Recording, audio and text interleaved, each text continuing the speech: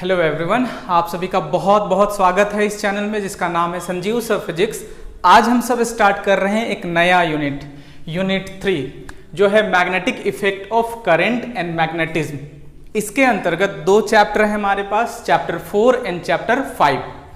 Chapter 4 moving charges and magnetic effect है, chapter 5 है magnetism and magnetic material. देखिए chapter 4 जो है वो बताता है मूविंग चार्ज की वजह से जो मैग्नेट बनता है, जो मैग्नेटिक फील्ड बनता है उसके बारे में बताता है, इसलिए इसका नाम जो है moving charges and magnetic effect है। यहां हम सब मूविंग चार्ज के बारे में देखेंगे, मूविंग करंट क्योंकि मूव ही करता है तो मूविंग चार्ज आप करंट को भी कह सकते हैं। करंट की वजह से मैग्नेटिक इफेक्ट क्या होता है वो देखेंगे। और चैप्टर 5 में हम क्या देखेंगे, मैग्नेटिज्म एंड मैग्नेटिक मटेरियल। कहने का मतलब मैग्नेट के बारे में यहां ज्यादा फोकस करेंगे। यहां फोकस करेंगे करंट की वजह से जो मैग्नेट बन रहा है, जो मैग्नेटिक फील्ड बन रहा है उस पर। और इस चैप्टर में फोकस करेंगे मैग्नेट के बारे में, मैग्नेटिक मटेरियल के बारे में। ठीक है, जो मैग्नेट आप क्लास 10th में पढ़े होंगे, कुछ बेसिक जानकारी आपको आज दी जाएगी। उसके बाद हम सब सिलेबस में आएंगे। जैसे ये जो चैप्टर है चैप्टर 4, उसमें पढ़ना है पहला ऑर्स्टेड एक्सपेरिमेंट और दूसरा मैग्नेटिक फील्ड, मैग्नेटिक फोर्स पढ़ना है। ठीक है, तो वीडियो शुरू करने से पहले एक रिक्वेस्ट है, अगर आप और भी बेसिक कॉन्सेप्ट लेना चाहते हैं क्लास 10th लेवल के मैग्नेटिक इफेक्ट, जैसे क्लास 10th में कौन सा चैप्टर था मैग्नेट में, क्लास 10th में चैप्टर था magnetic effect of current, magnetic effect of electric current. ठीक है, तो उसका लिंक डिस्क्रिप्शन में दिया जा रहा है, आप उन वीडियोस को देख सकते हैं पहले कॉन्सेप्ट क्लियर करने के लिए। तो चलिए शुरू करते हैं आज का वीडियो।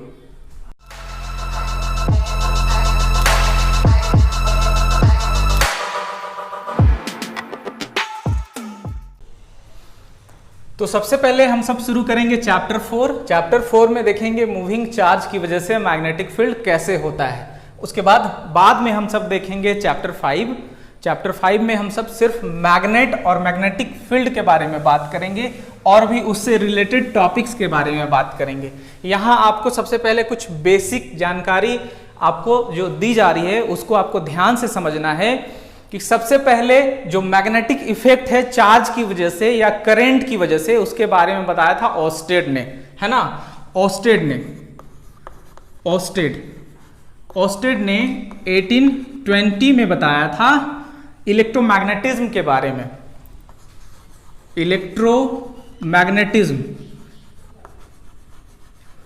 इलेक्ट्रोमैग्नेटिज्म का क्या मतलब है, इलेक्ट्रिक करंट की वजह से मैग्नेट का बनना। ठीक है, यहां देखिए moving charges and magnetic effect कहने का मतलब भी वही है कि मूविंग चार्ज मतलब क्या हुआ, करंट, है ना। करंट की वजह से जो मैग्नेट बनेगा या मैग्नेटिक इफेक्ट होगा उसका। ठीक है, तो इलेक्ट्रोमैग्नेटिज्म जो दिया गया था वो ऑर्स्टेड के द्वारा दिया गया था, 1820 में दिया गया था। ठीक है, इसको आप इलेक्ट्रोमैग्नेटिज्म को ऐसे भी समझ सकते हैं, when an electric current flow through any conductor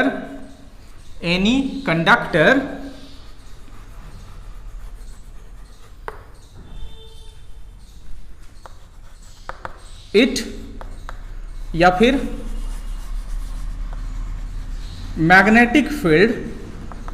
magnetic field produced around it। ठीक है, जब भी किसी कंडक्टर में करंट फ्लो करता है तो उसके चारों ओर मैग्नेटिक फील्ड प्रोड्यूस्ड होता है। यही बताया था ऑर्स्टेड ने इस पर एक एक्सपेरिमेंट भी किया था, उसको भी हम सबको देख लेना है। क्लास 10th में भी आपने किया होगा, उस पर एक वीडियो भी बनाया गया है, experimental verification of Oersted experiment, आप उसको देख सकते हैं, लिंक डिस्क्रिप्शन में दिया जा रहा है। ठीक है, तो इलेक्ट्रोमैग्नेटिज्म कहता है इलेक्ट्रिक करंट से कैसे मैग्नेट बनता है, और इसको आप समझ सकते हैं, when an electric current flow through any conductor magnetic field produced around it, है ना। किसी भी कंडक्टर में जब कोई करंट फ्लो करता है तो इसके चारों ओर मैग्नेटिक फील्ड प्रोड्यूस्ड होते हैं। और ये जो मैग्नेटिक फील्ड का जो प्लेन बन रहा है वो परपेंडिकुलर है टू द वायर के, है ना, यानी वायर ऐसे है तो हमारा जो मैग्नेटिक फील्ड बन रहा है वो इस प्लेन में बन रहा है, हैंड के प्लेन में, ठीक है, चारों ओर। तो इसको हम सब एक्सप्लेन करते थे Maxwell right hand thumb rule से, है ना। The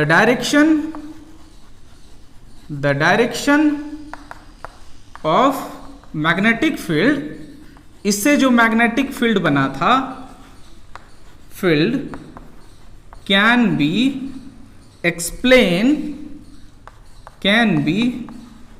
explained with the help of Maxwell right hand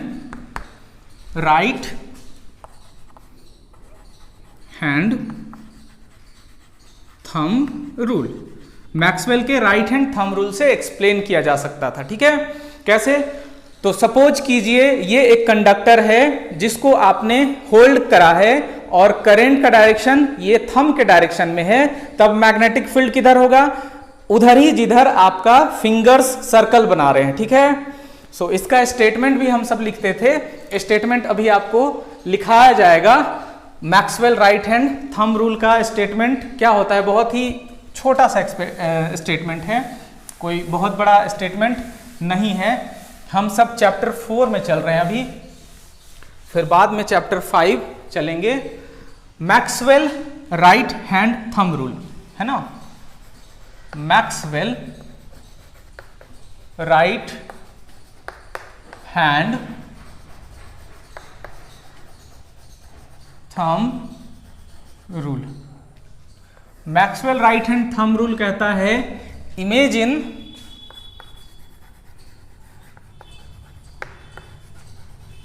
holding a conductor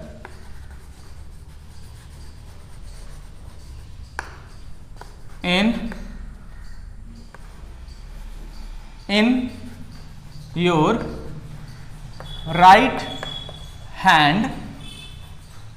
right hand, such a manner, right hand in such a manner that direction of, इसके साथ एक figure भी बनता है, ऐसा वाला फिगर है ना, direction of current is along thumb, ठीक है, thumb. Then direction of magnetic field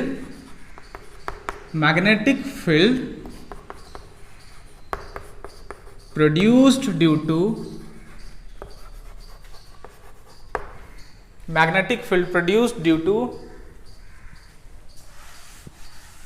किसकी वजह से मैग्नेटिक फील्ड बन रहा है?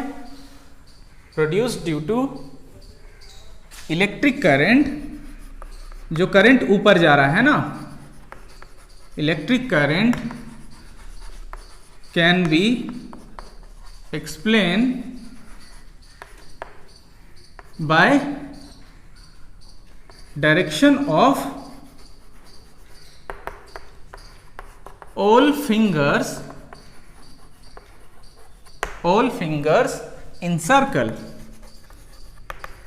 मतलब जिस डायरेक्शन में आपके सभी फिंगर, थंब के अलावा सभी फिंगर सर्कल बना रहे हैं, वही डायरेक्शन होगा। यहां कंडक्टर अगर ऊपर जा रहा है, कंडक्टर ऐसे पकड़े हैं, करंट ऊपर जा रहा है, तो मैग्नेटिक फील्ड इधर होगा, इस डायरेक्शन में होगा, ठीक है। ये कौन सा डायरेक्शन हो गया? अगर आप इसको ऐसे बनाते तो यहां कौन सा डायरेक्शन हो गया? ऐसे पकड़ते, ठीक है, तो ये आपका एंटी क्लॉकवाइज हो जाता। यही अगर करंट डाउनवर्ड होता तो मैग्नेटिक फील्ड क्लॉकवाइज हो जाता, ठीक है। तो ये समझाया था मैक्सवेल ने, डायरेक्शन बताया था। और इससे पहले मैग्नेटिक इफेक्ट के बारे में किसने बताया था? ऑस्टेड ने बताया था। इसके अपोजिट भी ट्रू है, उसको भी हम सब समझते हैं। अपोजिट क्या है?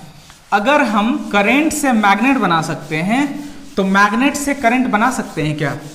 ठीक है, तो ये भी पॉसिबल है। ये किया गया था माइकल फैराडे के द्वारा।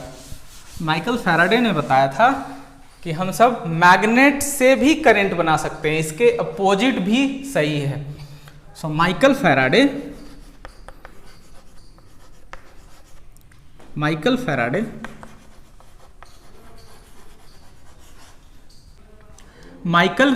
ने दिया था इलेक्ट्रोमैग्नेटिक इंडक्शन,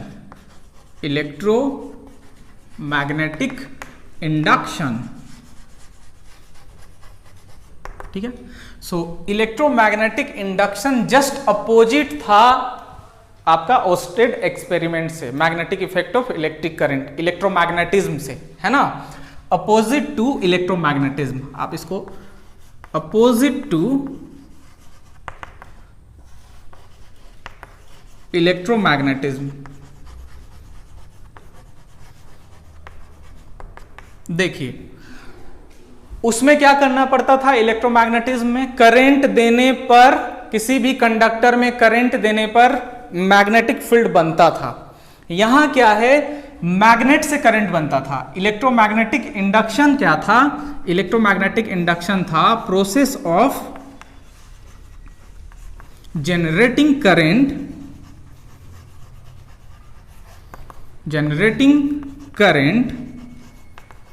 विथ मैग्नेट से।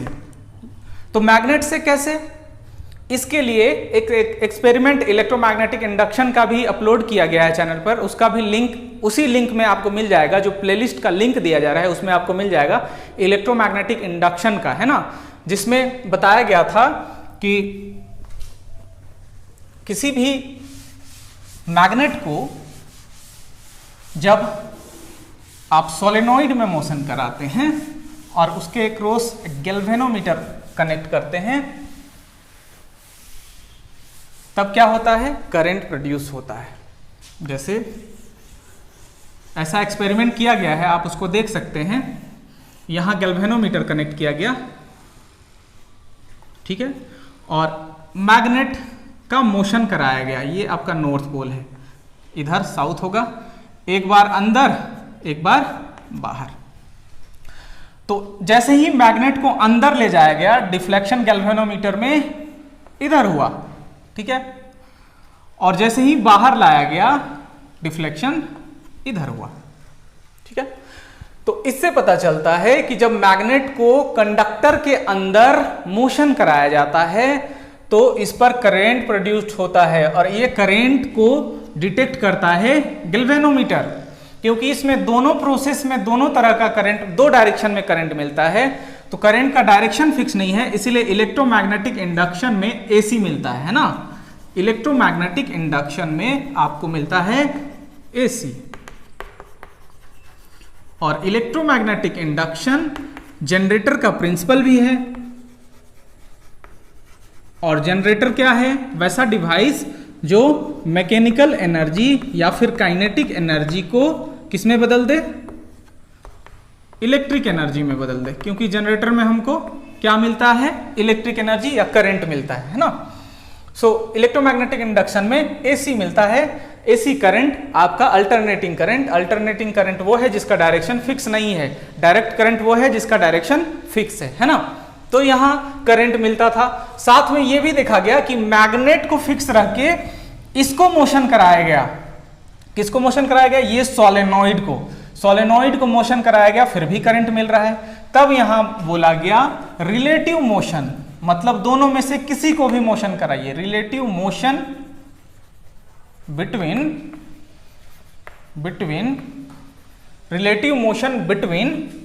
मैग्नेट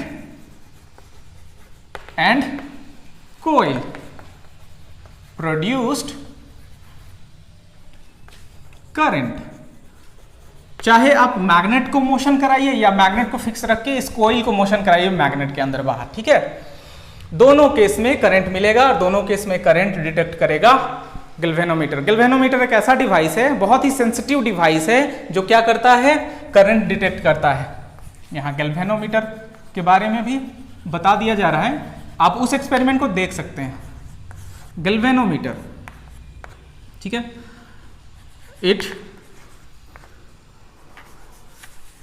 ये क्या करता है, करंट के साथ साथ डायरेक्शन भी बताता है, current plus direction. Current calculate करने के लिए इस पर एक एक्सपेरिमेंट है जिसमें फिगर ऑफ मेरिट कैलकुलेट करना पड़ता है। क्लास 12 में एक्सपेरिमेंट करना है, calculate the resistance of galvanometer and figure of merit. तो गैल्वेनोमीटर का फिगर ऑफ मेरिट जैसे आप कैलकुलेट करेंगे, फिगर ऑफ मेरिट, तो उसकी सहायता से आप करंट निकाल सकते हैं, क्योंकि करंट होता है फिगर ऑफ मेरिट के टाइम्स डिफ्लेक्शन, ठीक है, के आपका फिगर ऑफ मेरिट है। तो फिगर ऑफ मेरिट निकालेंगे तो जितना डिफ्लेक्शन होता है उससे करंट निकल जाएगा, और साथ में जिधर डिफ्लेक्शन देगा वो डायरेक्शन होता है करंट का, ठीक है। और गैल्वेनोमीटर के बारे में आप जानते हैं, गैल्वेनोमीटर का जो जीरो होता है वो बीच में होता है, ये 0 पॉइंट यहां होता है, आपका पॉइंटर ऐसे रहता है न्यूट्रल में, और इधर 30 डिवीजन हो सकता है, इधर भी 30 डिवीजन हो सकता है। यहां आपको कनेक्शन रहता है ना। ये तो आपका स्क्रीन है, आप उसको देख सकते हैं, आप उस वीडियो को देख सकते हैं, उसमें गैल्वेनोमीटर भी है। एक और फिजिक्स लेबोरेटरी पर भी वीडियो बना हुआ है, वो भी आप देख सकते हैं। यहाँ कनेक्शन दिया जाता है, एक पॉजिटिव के लिए एक नेगेटिव के लिए, ठीक है। तो इसी पर बोला गया है पॉजिटिव और नेगेटिव। तो ये पॉइंटर जिधर डिफ्लेक्शन दे दे, पॉइंटर जिधर डिफ्लेक्शन दे दे उधर ही आपका करंट का डायरेक्शन होता है। अब सवाल ये उठता है कि इलेक्ट्रोमैग्नेटिक इंडक्शन ऐसा होता क्यों है, मैग्नेट के मोशन से क्यों करंट जनरेट होता है? क्योंकि मैग्नेट में एक फोर्स होता है, मैग्नेटिक फोर्स। इसके बाद जस्ट हम लोग वही पढ़ने वाले हैं, ठीक है। मैग्नेट में एक फोर्स होता है जिसको आप बोलते हैं मैग्नेटिक फोर्स। जैसे इलेक्ट्रिक चार्ज की वजह से इलेक्ट्रिक फील्ड होता है और इलेक्ट्रिक फोर्स भी होता है, ठीक है। तो वो मैग्नेटिक फोर्स क्या करता है, इलेक्ट्रॉन को पुश करता है और पुल करता है। आप इसको भी जब अंदर बाहर करेंगे तब भी इलेक्ट्रॉन एक फोर्स एक्सपीरियंस करेंगे। उस फोर्स के कारण इलेक्ट्रॉन मोशन में आ जाते हैं, और इलेक्ट्रॉन जब भी मोशन में आ जाए, चार्ज जब भी मोशन में आ जाए, तो वहां करंट होगा। उसी करंट को ये डिटेक्ट करता है। तो ये कुछ बेसिक जानकारी है इलेक्ट्रोमैग्नेटिक इंडक्शन और ऑस्टेड लॉ ऑफ इलेक्ट्रोमैग्नेटिज्म, है ना। ऑस्टेड ने इलेक्ट्रोमैग्नेटिज्म बताया था। ऑस्टेड ने क्या बताया था? ऑस्टेड बताया था करंट से मैग्नेट कैसे बनाएं, यानी मैग्नेटिक इफेक्ट ऑफ करंट। और फैराडे ने बताया था, माइकल फैराडे, है ना, फैराडे ने बताया था कि मैग्नेट के हेल्प से करंट कैसे बनाएं, ठीक है। इसने मोटर को जन्म दिया और इसने जनरेटर को, ठीक है। इसकी वजह से मोटर हुआ और इसकी वजह से जनरेटर हुआ। ये left hand Fleming left hand rule की वजह से होता है, और ये फ्लेमिंग राइट हैंड रूल से भी डिफाइन होता है ना। इलेक्ट्रोमैग्नेटिक इंडक्शन में लगता है फ्लेमिंग राइट हैंड रूल, और मोटर में लगता है फ्लेमिंग लेफ्ट हैंड रूल, ठीक है। तो बहुत सारे साइंटिस्ट का अपना अपना योगदान है यहाँ, जो मैग्नेट हम सब पढ़ रहे हैं, किसी एक साइंटिस्ट का नहीं है, क्योंकि जो पहले करता है इस काम को उसका नाम पहले आता है। वैसे मैग्नेट के बारे में जानकारी और करंट के बारे में जानकारी 2000 साल पहले से है, लेकिन इन दोनों को एक साथ मिलाकर जानकारी सिर्फ 200 साल के आसपास है ना, 200 ईयर्स के आसपास है, ठीक है। अब हम सब देखते हैं सिलेबस का सबसे पहला टॉपिक ऑस्टेड एक्सपेरिमेंट। सिलेबस में सबसे पहले आपको ऑस्टेड एक्सपेरिमेंट पढ़ना है क्लास 12 में, है ना, जो चैप्टर 4 है उसमें। तो ऑस्टेड का जो एक्सपेरिमेंट है 1820 में किया गया था ऑस्टेड के द्वारा। ये एक्सपेरिमेंट आपको वीडियो अपलोड किया गया है, इसका लिंक डिस्क्रिप्शन में दिया जा रहा है, आप डिस्क्रिप्शन में जाकर उस वीडियो को देख सकते हैं। इतना सेटअप करने की ज़रूरत नहीं है, बहुत ही सिंपल वे में वो एक्सपेरिमेंट वेरीफाई होता है। बस एक मैग्नेट चाहिए, एक वायर चाहिए और एक सेल चाहिए होता है, ठीक है। लेकिन सिस्टमेटिक वे में ऑस्टेड ने जो एक्सपेरिमेंट किया था उसका सेटअप कुछ ऐसा था। यहाँ एक बैटरी, एक रेओस्टेट और कंडक्टर के थ्रू एक की है जो अभी ओपन है ना। जब ओपन रहता है तब ये जो मैग्नेटिक कंपास है, ये क्या है? मैग्नेटिक कंपास, मैग्नेटिक कंपास, ठीक है। और यहाँ जो कलर किया पार्ट रहता है किसी भी कंपास में आप देखेंगे इस तरह का पार्ट रहता है। यहाँ रेड कलर एक साइड रेड कलर से पेंटेड रहता है, ठीक है ना। सो रेड, ये कंपास आपको गोल मिलेगा, ये रेड कलर आपको नॉर्थ बताता है। और मैग्नेट में भी आपने देखा होगा, मैग्नेट में एक रेड डॉट रहता है, उसका मतलब आपको समझ लेना है नॉर्थ। तो अगला क्या होगा? साउथ। तो इसमें एक कंपास को रखा जाता है कंडक्टर के ऊपर, ठीक है। आप कंडक्टर के नीचे भी रख सकते हैं। एक बैटरी आपको कनेक्ट करना है, आप सेल भी कनेक्ट कर सकते हैं। जनरली जो एक्सपेरिमेंट किया गया है वीडियो में, उसमें एक सेल 9 वोल्ट का सेल कनेक्ट किया गया है, उससे भी आप कर सकते हैं। यहाँ करंट फ्लो नहीं कर रहा है, यहाँ एक रेओस्टेट भी लगा हुआ है। रेओस्टेट क्या करता है? करंट को चेंज करता है। करंट को कैसे चेंज करता है? क्योंकि रेओस्टेट क्या होता है? Variable resistance. वेरिएबल रेजिस्टेंस, तो रेजिस्टेंस चेंज होगा तो करंट भी चेंज हो जाता है, ठीक है। तो पहला केस में क्या देखा गया? जब की को क्लोज किया गया तो करंट का डायरेक्शन तो ये हो गया। अब करंट जैसे जाने लगा, ये कंपास डिफ्लेक्शन शो करने लगा। ये डायरेक्शन को आप समझिए, डायरेक्शन किसी भी मैप में हम लोग लेते हैं तो ये ईस्ट होता है, ये वेस्ट होता है, ये नॉर्थ होता है और ये साउथ होता है, ठीक है। तो ये जब भी करंट ऊपर की ओर था तो डिफ्लेक्शन वेस्ट की ओर मिला, ठीक है। और दूसरे केस में क्या किया गया? करंट के डायरेक्शन को बदल दिया गया, तो सेल को यहाँ उलट दिया गया है, ठीक है ना। सेल को यहाँ उलट दिया गया है। सेल को जैसे आप उल्टेंगे करंट का डायरेक्शन बदल जाता है। तो करंट का डायरेक्शन बदल गया है ना, करंट का डायरेक्शन बदल गया तो डिफ्लेक्शन भी बदल गया। तो इस पर कुछ कंक्लूजन है जिसको हम लोग लिखेंगे, है ना। So when any amount of current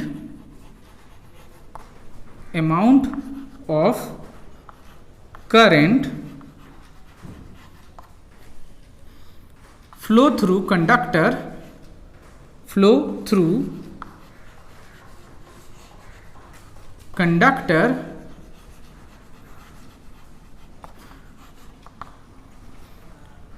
it produce magnetic field. It मतलब करेंट है ना, करेंट प्रोड्यूस्ड मैग्नेटिक फील्ड। यहां पर लिखना बेहतर होगा, current produced magnetic field around it,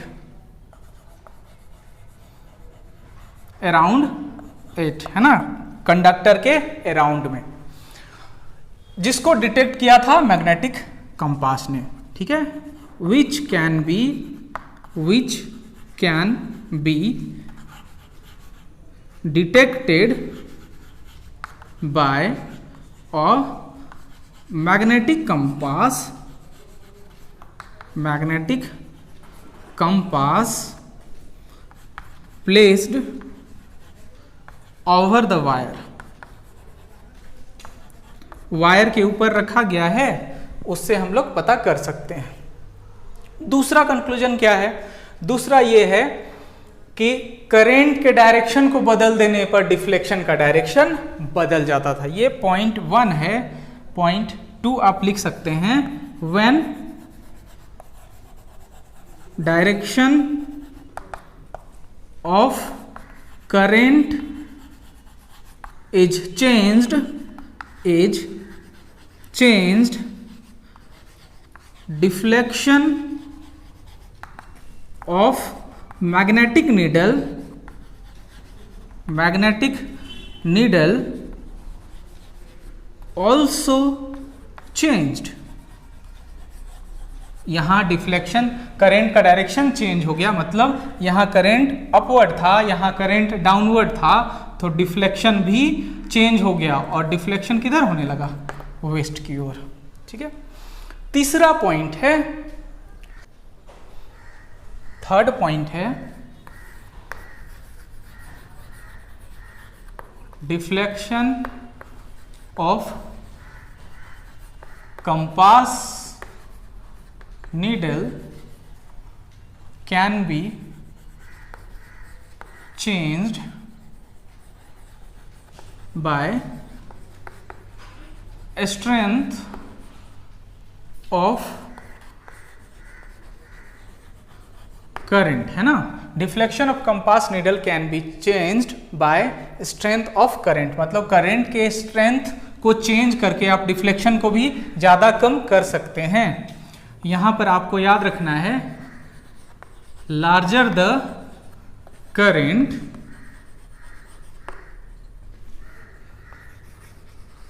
greater the deflection, जितना ज्यादा करंट होगा उतना ज्यादा डिफ्लेक्शन होगा। Deflection of a compass needle can be change bye strength of current, larger the current greater the deflection and vice versa. Vice versa मतलब इसका उल्टा भी सही, कम करंट कम डिफ्लेक्शन। तो करंट को बढ़ाएंगे कैसे?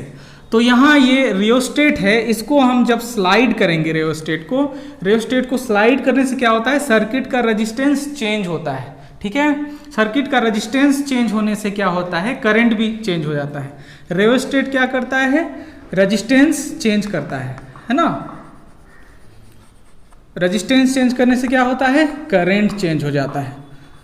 तो करंट अगर बढ़ाना है तो रेजिस्टेंस को घटाना होगा, करंट अगर बढ़ाना है तो रेजिस्टेंस को घटाना होगा, ठीक है। तो रेजिस्टेंस जैसे घटेगा करंट बढ़ने लगता है। यहां से हम सब रेजिस्टेंस को घटा सकते हैं तो करंट बढ़ेगा, करंट बढ़ेगा तो डिफ्लेक्शन भी बढ़ेगा, ज्यादा होगा डिफ्लेक्शन। और करंट को घटाना चाहते हैं तो रेजिस्टेंस को बढ़ाना होगा, रेजिस्टेंस को बढ़ाना होगा, रियोस्टेट को ज़्यादा स्लाइड करना होगा। तो इससे क्या होगा, रेजिस्टेंस जैसे बढ़ जाएगा डिफ्लेक्शन कम होने लगेगा, क्योंकि करंट भी कम होने लगेगा, है ना। रेजिस्टेंस बढ़ने से करंट कम होने लगेगा तो डिफ्लेक्शन भी कम होने लगेगा। और दूसरे केस में आपने क्या किया है, डायरेक्शन को बदल दिया करंट का, तो डिफ्लेक्शन जस्ट अपोजिट हो गया। तो ये डायरेक्शन को हम सब निकाल सकते हैं। दो रूल है इस डायरेक्शन को निकालने का। एक है direction of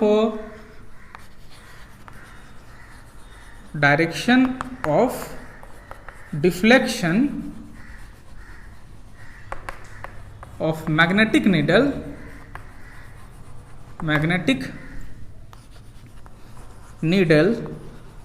can be explained by two rules। एक तो है स्नो रूल, बहुत आसान है स्नो रूल याद करना, और दूसरा है amperes swimming rule, amperes swimming rule, ठीक है। दोनों रूल बहुत आसान है। पहले हम सब स्नो रूल समझते हैं। स्नो रूल क्या है? स्नो रूल जैसा वर्ड है, ठीक है, स्नो SNOW, ठीक है। स्नो में अगर करंट साउथ से नॉर्थ के डायरेक्शन में जा रहा है, यहाँ देखिए, है ना, करंट किधर जा रहा है, साउथ से नॉर्थ, ये डायरेक्शन साउथ है, ये नॉर्थ है, इस डायरेक्शन से साउथ से नॉर्थ करंट जा रहा है, करंट अपवर्ड है मतलब साउथ से नॉर्थ, तो डिफ्लेक्शन हमारा किधर होगा, वेस्ट की ओर। तो डिफ्लेक्शन किधर होगा, वेस्ट की ओर। इसको बदल दीजिए, अगर करंट नॉर्थ से साउथ की ओर आ रहा है तो डिफ्लेक्शन किधर हो जाएगा, ईस्ट की ओर, ठीक है। ये तो आपका वेस्ट है, ये है आपका ईस्ट, ठीक है, वो गलती से लिख दिया गया था। So direction of deflection of magnetic needle can be explain by two rules, पहला स्नो रूल्स, दूसरा एम्पियर स्विमिंग रूल, ठीक है। स्नो रूल कहता है कि अगर करंट का डायरेक्शन साउथ से नॉर्थ है तो डिफ्लेक्शन वेस्ट की ओर मिलेगा। करंट साउथ से नॉर्थ यानी अपवर्ड, साउथ से नॉर्थ, तब डिफ्लेक्शन किधर मिलेगा, वेस्ट की ओर, ठीक है। और अपोजिट हो जाए, अगर करंट नॉर्थ से साउथ हो जाए तो डिफ्लेक्शन किधर मिलेगा, ईस्ट की ओर, ठीक है।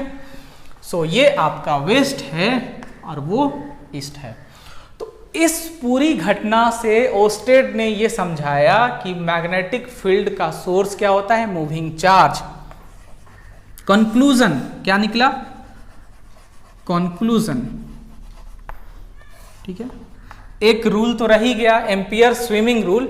एम्पियर स्विमिंग रूल कहता है कि अगर किसी कंडक्टर के अलोंग कोई व्यक्ति तैर रहा है किसी कंडक्टर, मतलब कंडक्टर इधर है, हम भी इधर तैर रहे हैं और करंट का डायरेक्शन किधर है, पैर से लेके सर की ओर है, तब मेरा लेफ्ट हैंड नॉर्थ पोल के डिफ्लेक्शन को बताएगा।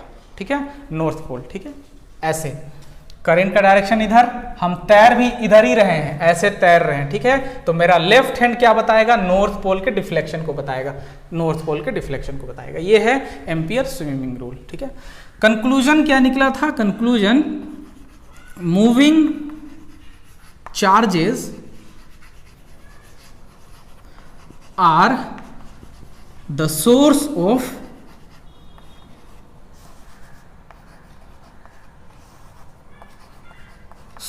Of magnetic field, magnetic field या मैग्नेटिक इफेक्ट। ठीक है, इसलिए चैप्टर का नाम है moving charges and magnetic effect. ठीक है, moving charges and magnetic effect नाम जो है वो इसी पर है, moving charges are the source of magnetic effect. Moving charges क्या हो गया, मूविंग चार्जेस हो गया करंट। ठीक है, so magnetic effect of current भी इसको कह सकते हैं, है ना, magnetic effect of current, electromagnetism, एक ही चीज हो गया। तो ये हो गया ऑस्टेड एक्सपेरिमेंट। अब हम सब सिलेबस के दूसरे टॉपिक में आते हैं। सिलेबस का दूसरा टॉपिक है मैग्नेटिक फील्ड, और मैग्नेटिक फील्ड मूविंग चार्ज की वजह से, वो जो 10th में आपने पढ़ा था उसके वजह से नहीं। 10th में आपने पढ़ा था, क्या था, मैग्नेटिक फील्ड 10th में, the space around a magnet up to which its effect can be felt. 10th का डेफिनेशन आप लिख सकते हैं, मैग्नेट के लिए ज्यादा सुटेबल है, करंट के लिए magnetic field, magnetic field 10th में आपने लिखा होगा, द स्पेस और field around a magnet up to which its effect can be felt। ये 10th के अकॉर्डिंग है, लेकिन 12th में आप लिखेंगे क्या हो जाएगा, द स्पेस और फील्ड अराउंड अ मैग्नेट और a current carrying wire, current carrying wire up to which its effect can be felt, can be felt is known as magnetic field, magnetic field।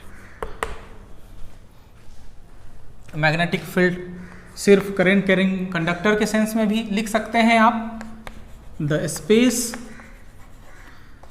और field around current carrying wire. अभी current carrying wire का ही देखना है, up to which its effect can be felt,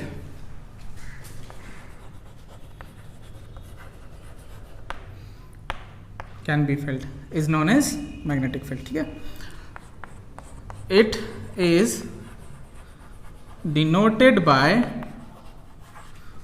B और ऊपर से vector. क्यों, क्योंकि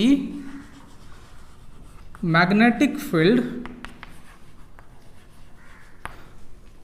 इज ऑफ वेक्टर क्वांटिटी। देखिए यहां कंफ्यूज नहीं करना है, मैग्नेटिक फील्ड जब भी बोला जाए तो उसका मतलब है मैग्नेटिक फील्ड इंटेंसिटी, है ना। मैग्नेटिक फील्ड जब भी बोला जाए, मैग्नेटिक फील्ड जब बोला जाए तो इसका मतलब मैग्नेटिक फील्ड इंटेंसिटी भी है, मैग्नेटिक फील्ड इंटेंसिटी, जब यूनिट लिखा जा रहा है इसका टेस्ला, इंटेंसिटी या स्ट्रेंथ ऑफ मैग्नेटिक फील्ड, एक ही चीज, स्ट्रेंथ ऑफ मैग्नेटिक फील्ड। और एसआई यूनिट जब भी इसका पूछा जाए तो आप लिखेंगे टेस्ला, टेस्ला निकोला टेस्ला के नाम से, है ना। और CGS unit gauss, capital G, ठीक है। 1 tesla is equals to 10 to the power 4 gauss. 1 tesla 10 to the power 4 gauss relation है एसआई यूनिट और सीजीएस यूनिट में। तो अब हम सब देखते हैं मूविंग चार्ज की वजह से जो मैग्नेटिक फील्ड होगा वहां पर क्या आपको समझना है। आई होप कि ये पॉइंट आप लिख रहे होंगे। Magnetic field is vector field, ऐसे भी आप लिख सकते हैं।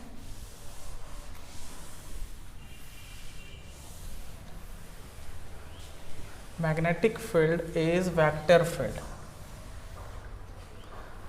यहां कंसीडर करना है एक प्लेन,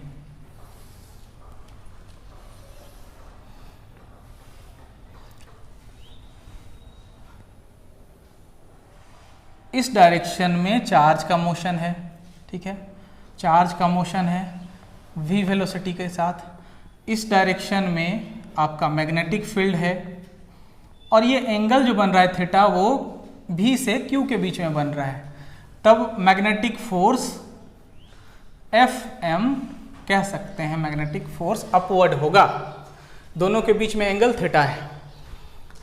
यहां इस बात को समझना है कि ये जो फिगर बनाया गया है उसको समझिए, चार्ज इधर वेलोसिटी कर रहा है, ठीक है, जो चार्ज है उसका वेलोसिटी इधर है और मैग्नेटिक फील्ड इधर है, दो अलग अलग प्लेन की बात है, ठीक है ना। अब फोर्स जो होगा वो अपवर्ड होगा, कब, यहां पर चार्ज को यहां लिखा जाए ये पॉजिटिव चार्ज है, यही अगर नेगेटिव चार्ज होगा तब क्या होगा, फोर्स डाउनवर्ड हो जाएगा। इसको ऐसे समझना है। इस पर छोटा सा डेरिवेशन भी है, ये वेलोसिटी माइनस चार्ज की वजह से,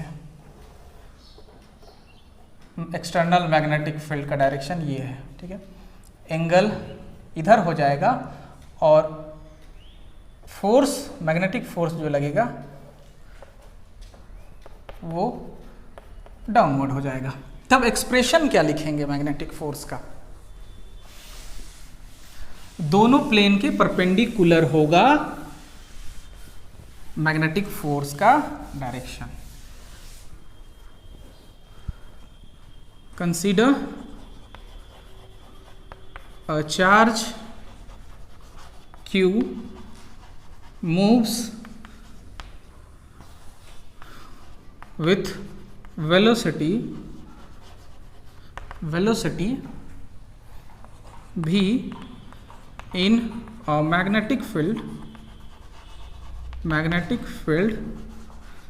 B with an angle theta as shown in figure,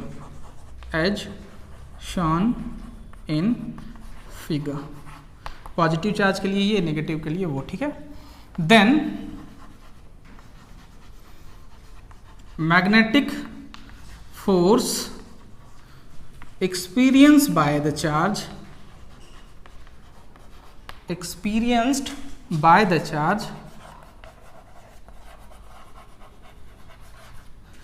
can be written as, इसको लिखा जा सकता है F is equals to Q V cross B। ये आपका मैग्नेटिक फोर्स है। फोर्स का डायरेक्शन किधर है, perpendicular to both velocity and magnetic field. Direction of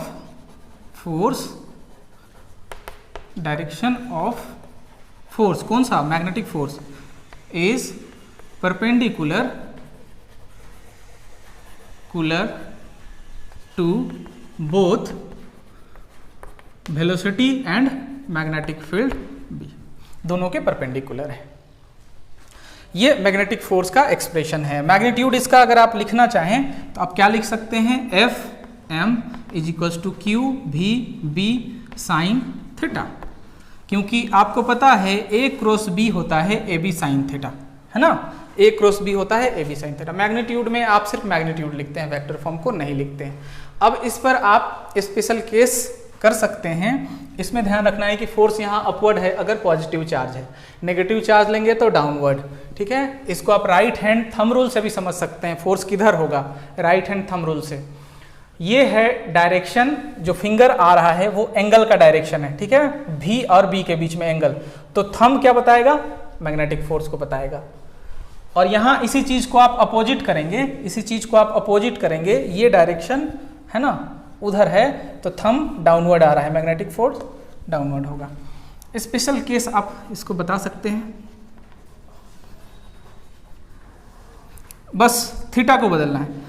theta अगर 0 डिग्री हो जाए तो 0 डिग्री हो जाए तो क्या होगा, साइन 0 0 हो जाता है, तो मैग्नेटिक फोर्स 0 हो जाएगा। इस चीज को ध्यान में रखें। 180 में भी 0 हो जाता है, थीटा 180 डिग्री भी लिया जाए तब भी मैग्नेटिक फोर्स 0 हो जाएगा, क्योंकि साइन 180 भी 0 होता है। याद रखने के लिए साइन n पाई 0 होता है, n के जगह में 0 1 2 कुछ भी रख लीजिए, 0 रखेंगे तो 0, 1 रखेंगे तो पाई, मतलब 180 डिग्री, 2 रखेंगे तो 2 पाई, 360 डिग्री। सब में साइन थीटा 0 वैल्यू देगा, तो 0 देगा तो ये पूरा 0 हो जाएगा, ठीक है। थीटा अगर ले लेते हैं 90 डिग्री, थीटा 90 कहने का मतलब इन दोनों के बीच में एंगल परपेंडिकुलर हो जाए। थीटा 90 मतलब एंगल ऐसे लिखते हैं, V and B are perpendicular, perpendicular हो जाए तब ये मैक्सिमम फोर्स काम करेगा। एफ एम मैग्नेटिक फोर्स क्या हो जाएगा, यहाँ साइन 91 हो जाएगा, Q V B, ये मैक्सिमम कंडीशन है, मैक्सिमम फोर्स काम करेगा।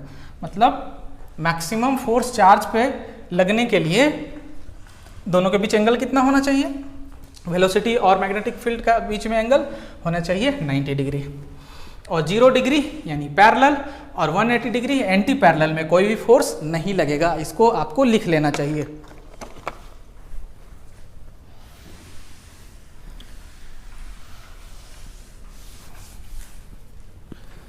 और एक कंडीशन हो सकता है, अगर वेलोसिटी 0 हो, मतलब चार्ज रेस्ट पर हो, तब क्या होगा, नेक्स्ट कंडीशन, इफ V 0, मतलब charge at rest, charge rest पर हो तो V 0 होगा, तब भी मैग्नेटिक फोर्स 0 हो जाएगा। इसीलिए कहा जाता है कि मैग्नेटिक फील्ड या मैग्नेटिक फोर्स तभी होगा जब चार्ज मोशन कर रहे हो। स्टेशनरी चार्ज में सिर्फ इलेक्ट्रिक फोर्स या इलेक्ट्रिक फील्ड होता है। चार्ज जब रेस्ट में हो तब उसमें इलेक्ट्रिक फील्ड होगा और इलेक्ट्रिक फोर्स भी होगा। लेकिन चार्ज जब मोशन में हो तब उसमें इलेक्ट्रिक के साथ साथ मैग्नेटिक फील्ड और मैग्नेटिक फोर्स भी होगा। लेकिन रेस्ट में हो तब मैग्नेटिक नहीं होगा, मैग्नेटिक फोर्स या मैग्नेटिक फील्ड नहीं होगा, ठीक है। और ये हो गया वेलोसिटी 0 करने पर मैक्सिमम फोर्स, मैग्नेटिक फोर्स 0 हो गया। तो इसको आप याद रख सकते हैं, when charges are moving, charges are moving parallel, parallel वाला मतलब 0 डिग्री ये, और एंटी पैरेलल, एंटी पैरेलल मतलब कौन सा डिग्री हो गया, 180 degree. There will be no magnetic force.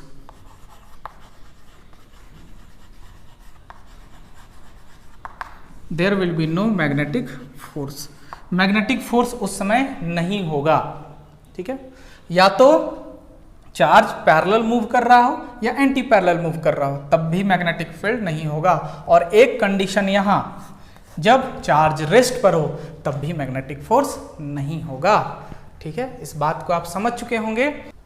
I hope कि ये वीडियो आपको पसंद आया होगा, यहाँ तक का कॉन्सेप्ट समझ में आया होगा। यहाँ तक अगर आपको समझ में आ गया है तो आगे और हम सब समझेंगे। अगला वीडियो में आपको और आगे के सिलेबस के बारे में जानकारी दी जाएगी, फुल कॉन्सेप्ट डाला जाएगा। इस वीडियो को आप लाइक कर सकते हैं, अपने दोस्तों के साथ शेयर कर सकते हैं। Thank you so much for watching this video.